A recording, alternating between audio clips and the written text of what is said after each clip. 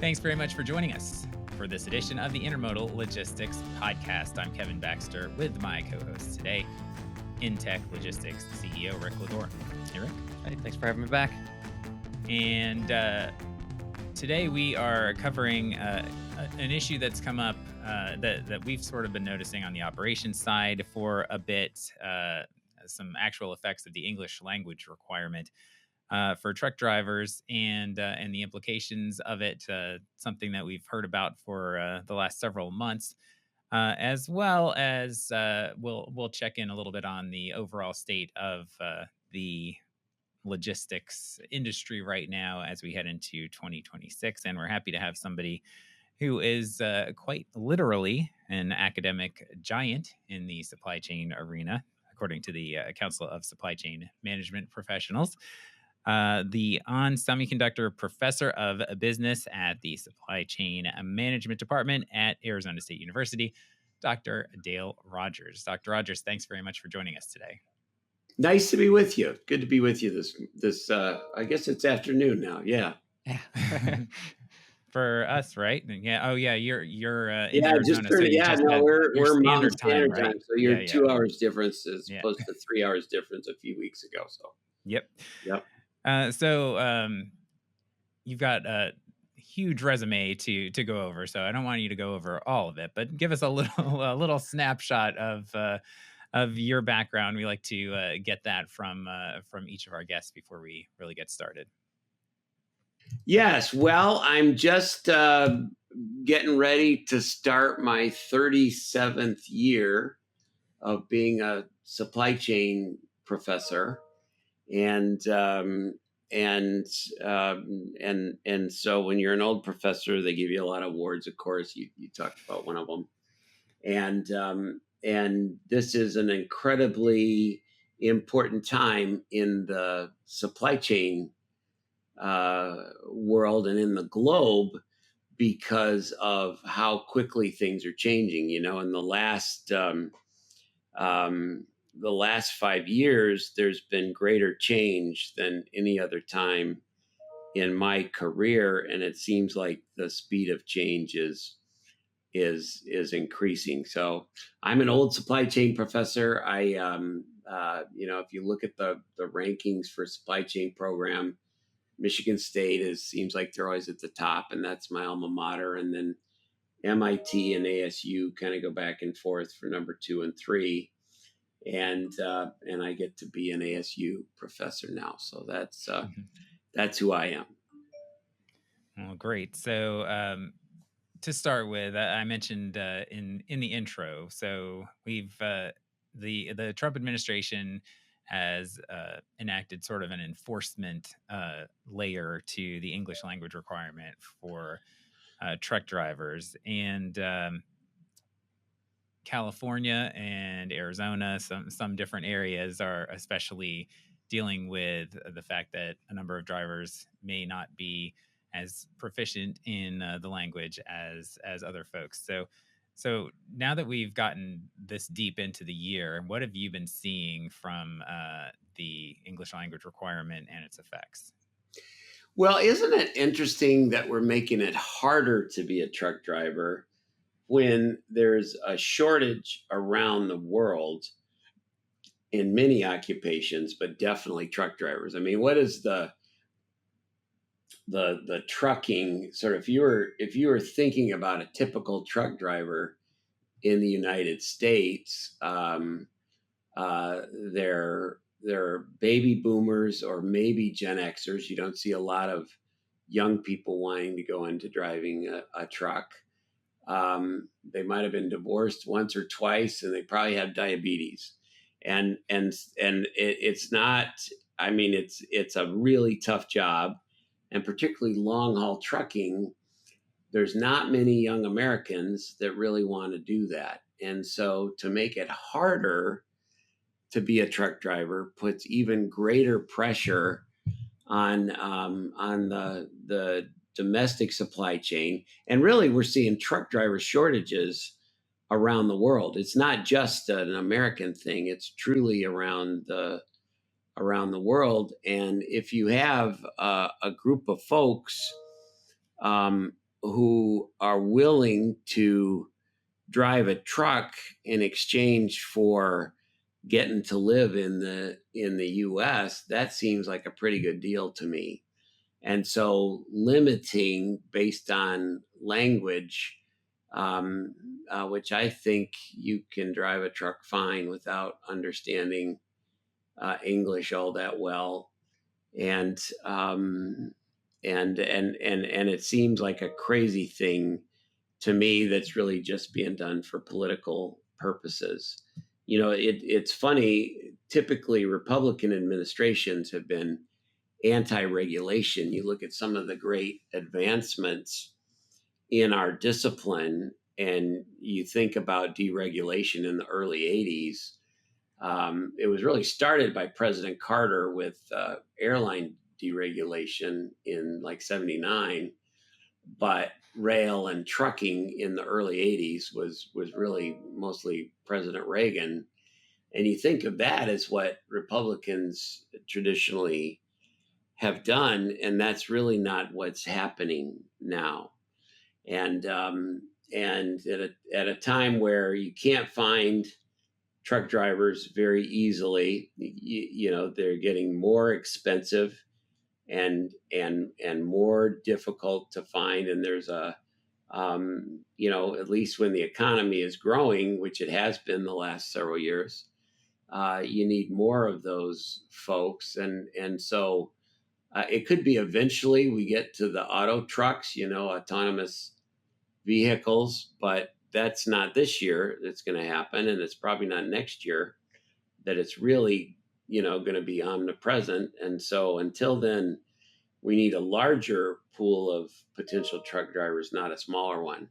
So it's actually really damaging the bottom line for several of the smaller trucking companies who, as you guys know, end up bearing the brunt of whatever bad economic decision is made. And the smaller trucking companies are the ones that where you find the majority of the capacity that's out there. I mean, people think of the really large ones because they see them. They're advertising on the side of the trucks, but the greater capacity is really sitting with the small operations. And it's not just what we're seeing. It's not happening just in the long haul. We're seeing it. I mean, majority of our business is intermodal, so the drayage community is definitely getting hit by this as well.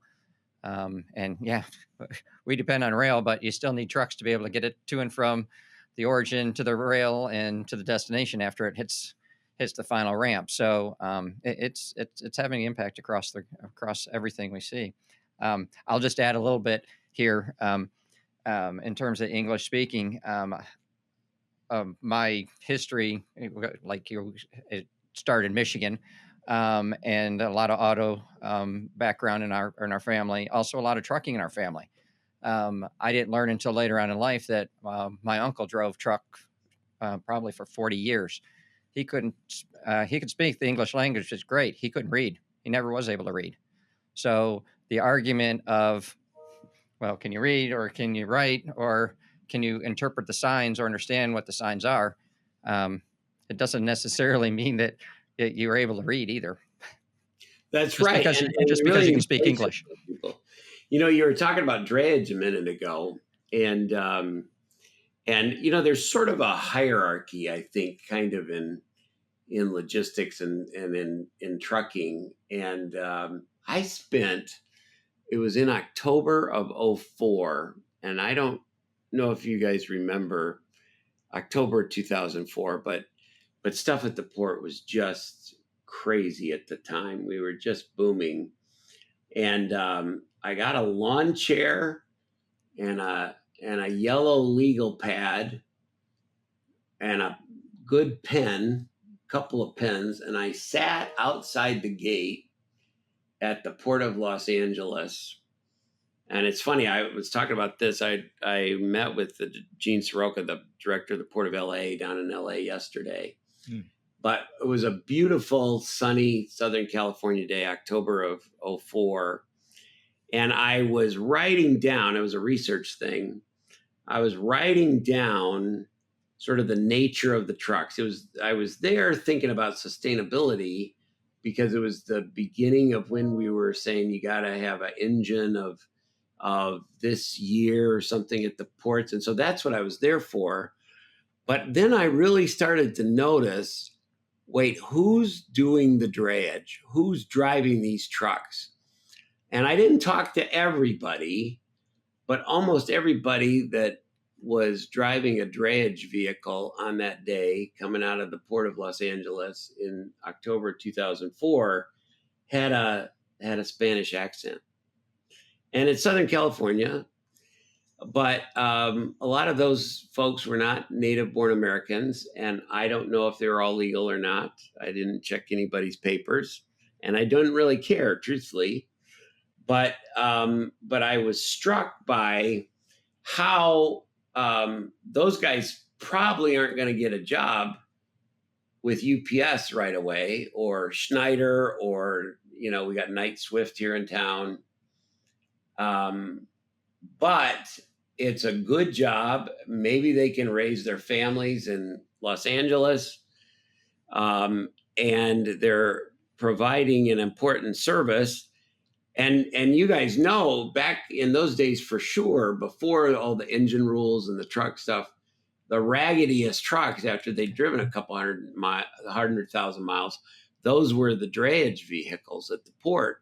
And so you had these low cost truck drivers, you had low cost vehicles, and they were doing an important service, and it seemed like a valuable thing.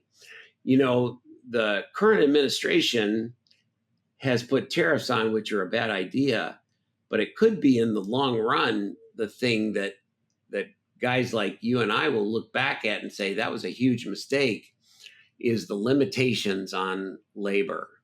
So think about the farmers who are seeing their revenues go down because of reciprocal tariffs, like in China and stuff. But a bigger deal is for them access and the increase in price of labor as they're losing their traditional farm workers. And I think when all this stuff is over, if it ever gets over, we're gonna look at the immigration as being maybe as big of a piece of driving the economy downward as the tariffs, which clearly seem like we're starting to realize, like the administration is starting to realize, oh, wait a minute, this isn't working that well. But I think we're going to see issues around access to labor, and the political argument about whether they should be here or not, that's a different thing. But I'm really thinking about sort of productivity in the supply chain, and that labor from outside the U.S. actually greatly improves the productivity. And also it's just bodies, Right. I've got 5 children and 1 grandchild so far, and all my kids are in their 30s basically. And we're not making a lot of new Americans. I'm not complaining about that, just in case any of my kids listen. You're not asking for more grandchildren or anything like that. No, asking a person that but I had 5 kids. I was thinking we'd see more grandkids, I guess. But again, I'm in a similar spot as you. I've got 5 kids and we have 3 grandchildren, and the speed in which people are trying to replace people is definitely reduced since back when you and I were kids in Michigan, right? That's right. And so we've been able, because you really need growth in an economy and you need growth in people, truthfully. And the one-child policy in China has been disastrous. Yes. Absolutely disastrous for them. And we have no one grandchild policy in the Rogers family, but only one grandchild. Not in ours either. Yeah, but we need access to labor, and particularly on jobs that are not that attractive for Americans. We need a source of labor for, and however you want to structure it, I think could be open discussions about how to do it. But Americans don't want to drive those drayage loads for the most part. Also, having just been out in LA and obviously your proximity to the cross border piece, have you been hearing of an actual issue with just people exiting, getting out of it, staying away because they're afraid of the enforcement?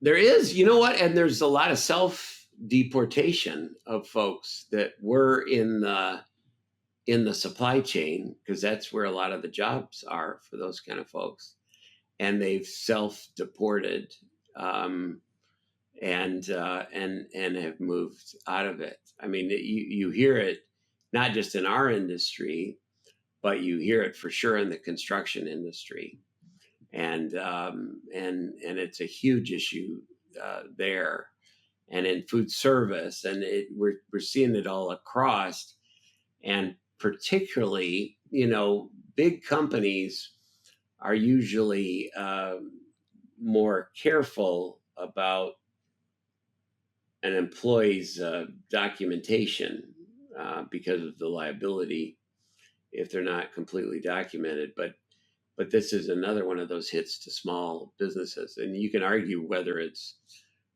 deserved or not. I'm really thinking about the impact of the decisions that have been made this year, and it's the 11th month of the year. It hasn't even been a year since this administration came in, but we've seen a real economic impact from the very aggressive anti-immigration policies, and it's actually clearly increasing the cost. And you can see, because of the tariffs, and I also think because of the immigration policies, we're actually hurting manufacturing, which was the reason for the tariffs in the first place in the U.S. You can see that there's fewer manufacturing jobs today than there was in January when the new president took office.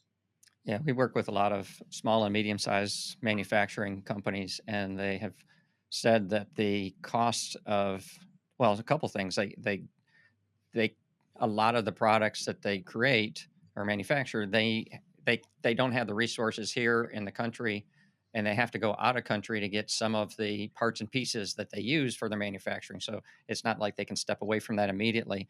And the increased cost of the tariffs have taken away from the amount of money that they were planning to invest in increasing production in their plants. As a matter of fact, they're like more in discussion of what do I need to do to hold on, and hoping that some reversals happen, much like we've recently seen in the food supply chain, where tariffs are being removed on some of those items.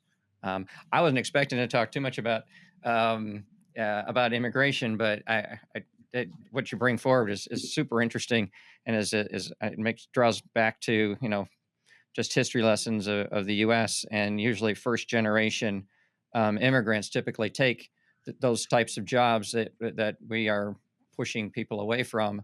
And so as you're talking, I'm thinking about, okay, that leaves a void, that second generation, third generation of people that come to the United States.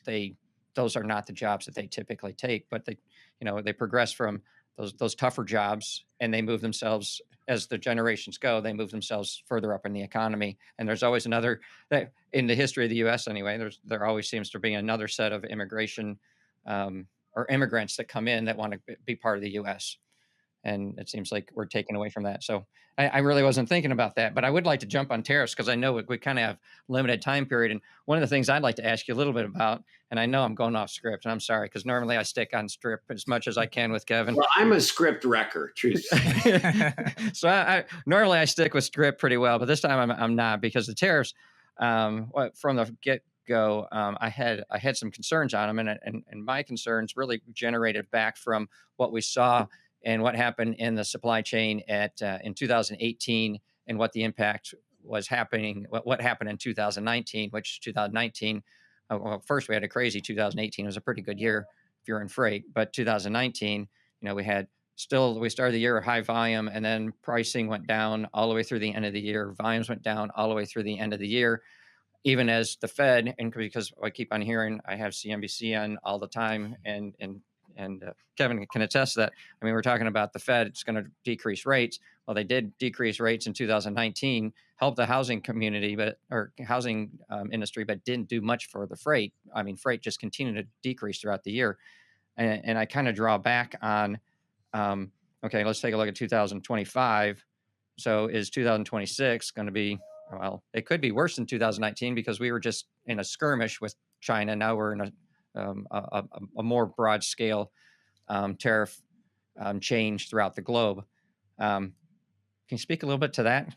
Yeah, it's interesting you bring out 2018. So in both third and fourth quarter 2018, I don't know if you guys remember this, but I got a call from NPR, and they said, "Hey, could you third quarter 2018, FedEx missed their earnings, and could you come on NPR Marketplace and talk about it?" And I thought, oh man, I better learn about this then. So I listened to the FedEx conference call because they missed their earnings projections in both third and fourth quarter 2018.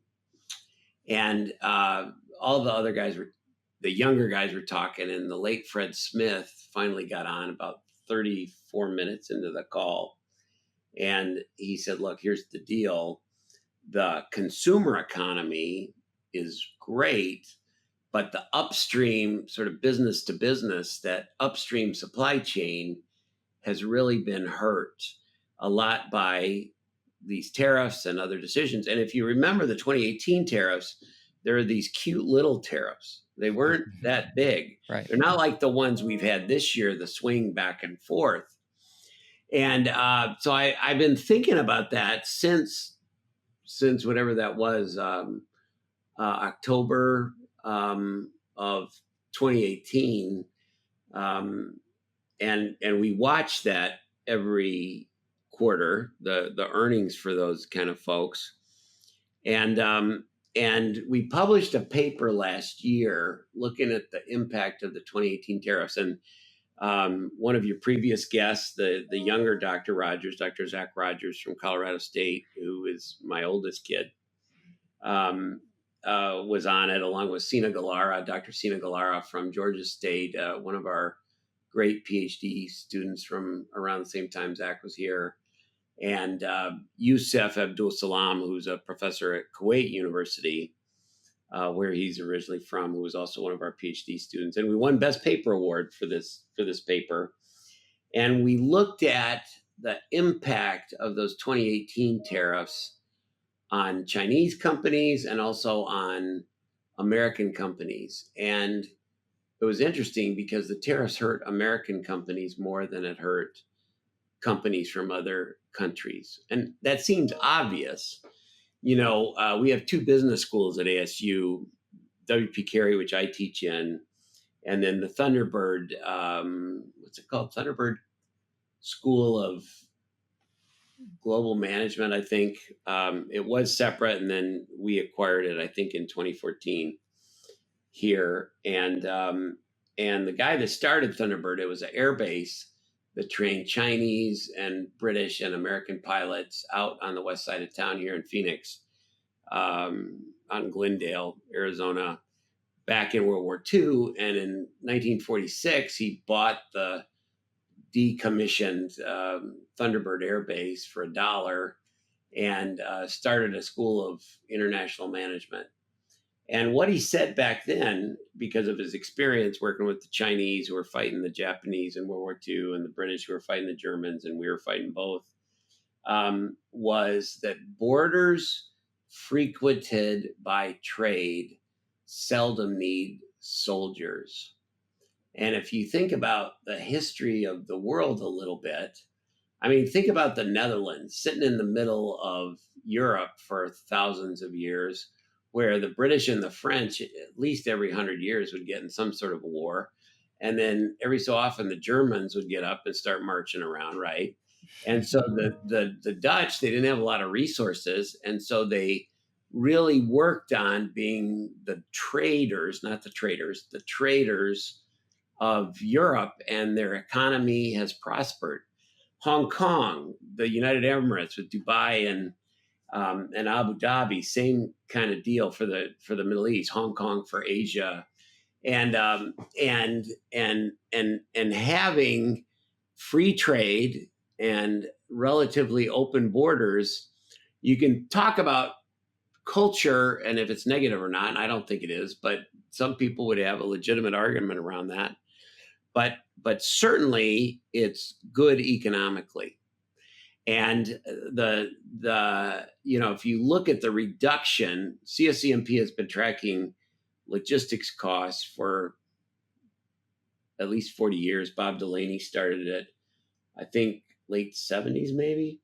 So more than 40 years. And you look at the drop in logistics costs over that 45 years, some of it's technology, but we've seen inflation in almost everything, but we haven't seen it on the logistics side because we've moved a lot of the messy supply chain stuff that costs a lot of money first outside the corporation, and then we moved it to lower cost labor countries, which has dramatically impacted them positively, but it's also impacted us positively on a macro level. Now, the problem is that individual people can be hurt. I don't know where you grew up in Michigan, but I was in Lansing, and Oldsmobile was the big thing. And when I talk about Oldsmobile to students now, I have to say, that was a car company. They don't know. And they were born after, 2004, a lot of them. And so the guys I grew up with, many of them didn't go to college, and they went right to what we called the shop. I don't know what they called it where you were, but they'd go into the shop and they could make 35,000 if they did overtime in 1974, 1975. And that was a lot of money back then. And it's not a lot of money now, I suppose, but it was a lot of money back then, and they could have a decent life. And because of making the supply chain more efficient and moving a lot of that messy stuff outside the U.S., those guys that I grew up with, their grandkids, are unlikely to have the same economic outcomes without a college education. And so that's a social problem. But from a financial standpoint, what we've been doing with moving that stuff, remember when it went to Japan to start with? Yep. No one's going to put a factory in Japan, hardly. Certainly not a high labor content factory, unless you're nuts, probably.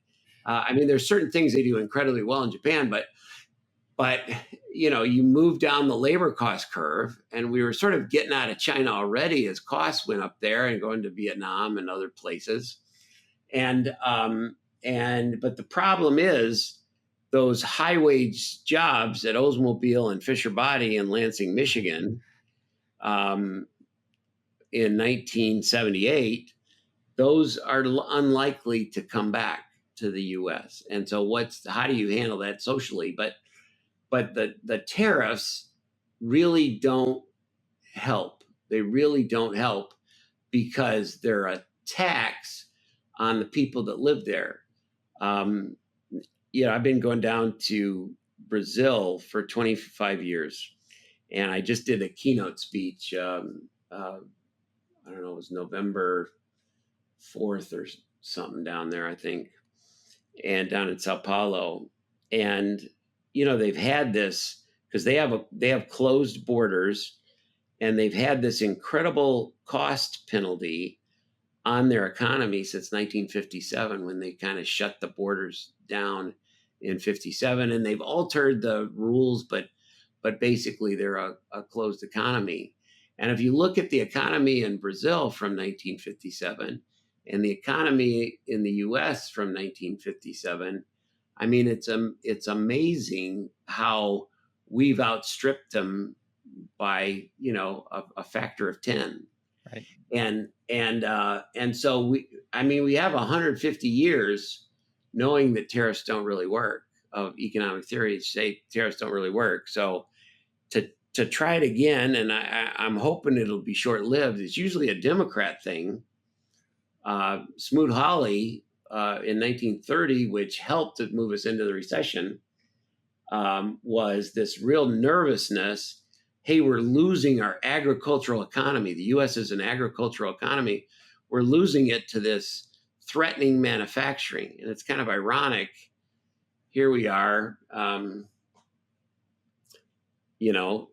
90 some years later, and we're sort of replaying the same thing, only we're losing manufacturing, and we've evolved into services and technology and stuff.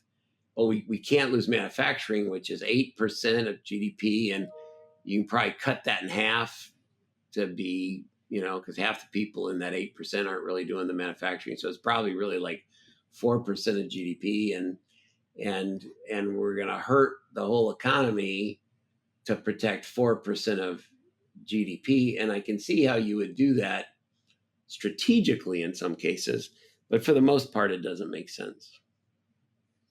Can you tell I could talk about this for a few hours? You could talk about this for a long time. I could do the same. So I could listen to you. Not only could I talk about it with you, I could listen a long time. I haven't seen Fisher Body or heard that thing for forever, but it used to be right there as you stepped into the car in the driver's side, Fisher Body for all the GM cars. And yeah, I grew up in the Detroit area and have a lot of relatives that still are in the Grand Rapids area. So yeah, I could talk even about that for quite some time. But on the paper that you guys wrote, so you went into great detail in various segments as to what caused in the tariffs and the damage it went to, I'm assuming.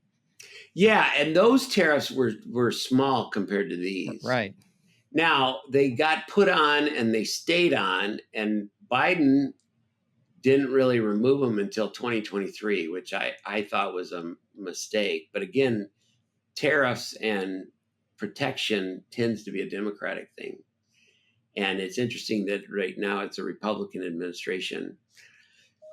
Smoot-Hawley was when in 1930 was when the Republicans from the ag states sided with the Democrats, and they put the tariffs in place, and that exacerbated the slide into the Great Depression. And when you combine the tariffs with the immigration stuff we already talked about, that's two pretty big hits to a very resilient, strong economy. But my guess is if the tariffs stayed on, which I think there's a good chance they're going to be made illegal on a country, and then the administration could switch them to being like what they did with cabinets and furniture and stuff. By industry, it's easier to say it's an emergency. But it could be by June or July of 2026. My guess has been since January that August, September of this year, we'd start to see the tariffs begin to bite. And then by middle of next year is when it would be bad. They've been on and off. It's interesting. July, there was a little bit of a break. And, in Los Angeles yesterday with the director of the port, Gene Soroka, July was the record month in the 117-year history of the Port of Los Angeles in terms of containers coming in, because there was that little break. One last push to try to beat the tariffs. Yeah, and to get stuff here. But if you look at transportation pricing and movement in August and September, we were in a negative freight inversion, which means that transportation capacity is growing faster than transportation prices. Because transportation prices of all the logistics components, those are the ones that typically move the quickest. Right. And, warehousing is slower and inventory is slower to move. But transportation pricing can move, every minute. Right. And so we were seeing capacity grow faster than pricing, which quite often signals a slowdown. Now that changed in October, and I'm hoping that it will continue to change in November and December, because you can see some movement about tariffs as the impact of those early tariffs are starting to be seen by the administration, particularly the political impact of those. The farm supply chain has really just been decimated because every single input, we talked about labor inputs, but also just a part for a combine or something, the cost of those have dramatically increased. And so all your inputs into growing food, growing crops, all of your inputs have increased except maybe diesel fuel, but most every other input has increased in cost. At the same time, 54% of our soybean crop in 2024 went to China. So far this year, 0% has gone to China. And the Brazilians and the Argentinians love the tariffs that we put on China because all of those soybeans are now coming out of Brazil and Argentina. And, they can have 2 crops a year in Brazil, and in Nebraska, you get 1 crop of soybeans a year. So, it may make sense long run for China and some of the big economies to be sourcing out of South America instead of us anyways, and to help them make that decision by tariffs on Chinese stuff. So China reciprocates against us, acts against us, helping them to make the decision to find another source is a terrible idea. Plus USAID going down, they eliminated USAID on Inauguration Day, and that bought a lot of stuff, and moving it to really economies that can't really support themselves. That's a big loss for the farmers. So revenues dramatically decrease, and every single input but fuel increased. So it's kind of an incredibly bad set of economic decisions from an objective perspective.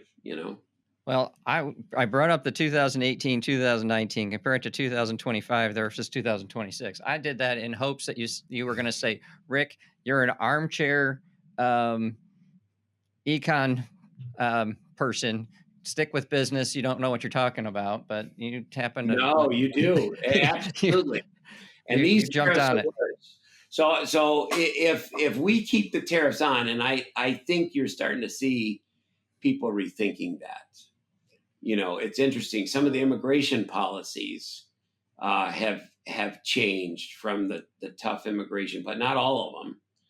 Not at the low end, but like it's much harder to come to an American university. We see a 17% drop in international students, and the ugly secret of academia is that the international students are paying more than their fair share of our costs. Our budget here at ASU this year is probably going to be $4 billion. We get less than 10% of our budget from tuition, and less than 10% from the state of Arizona. And we've seen research funding dramatically decrease this year because of the Trump administration. So universities have been hurt badly by both immigration and the changes in research funding and sort of the anti-university bent of these guys who all graduated from good universities, and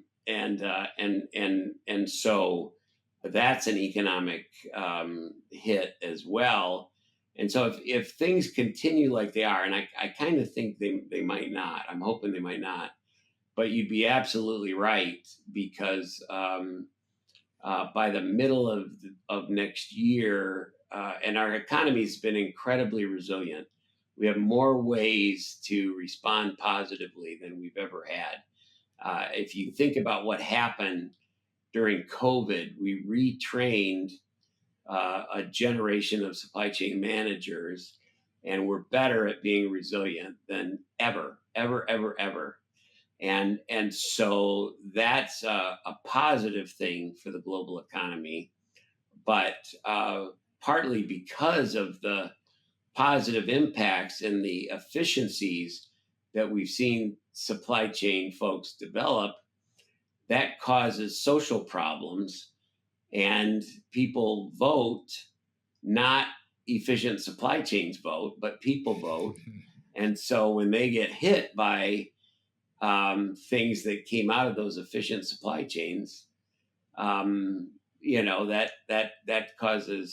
causes real traumatic political change. And if you look at Latin America, they've been rather protectionist for a century. I mean, Argentina in the 1800s had one of the best economies in the world, and they've been a mess for about 150 years. And we haven't been, but it feels like we're on the precipice of going one way or the other. And can we go back to what we were doing, which was working? I don't know, but let's try to really see. I know you have a hard stop time. Yes. And so we'll try to make this we'll try to end on a positive. We're going to go, it's going this direction, and it's going to be, we'll head back to the right way. I hope you're right. I really hope you're right. And I think there's rational people. I think certainly the fact that the tech sector has been involved with this administration has had some positive, sort of some ameliorating effects on some of the decisions. I think some of the H-1B changes that they're thinking about now is positive. On the low end, where we started talking about it on truck drivers, it hasn't been positive, and I think it's unlikely to be. But I'm hopeful. Me too. I have to be. Hope is a good feeling to end on as we head towards the holiday season. And again, we really appreciate you taking the time to join us, Dr. Rogers, and I hope you have a great Thanksgiving. All right. Thanks a lot. I think we just scratched the surface there, but very interesting to talk about, sort of, now that we've gotten to the end of 2025, mostly, some implications of some different policies that have been enacted with the new administration. Super interesting. We could have gone on for at least another couple hours, and the twists and turns that it took are very similar to the twists and turns that we've seen with policies since January 1st, or I should say January 20th. Yeah.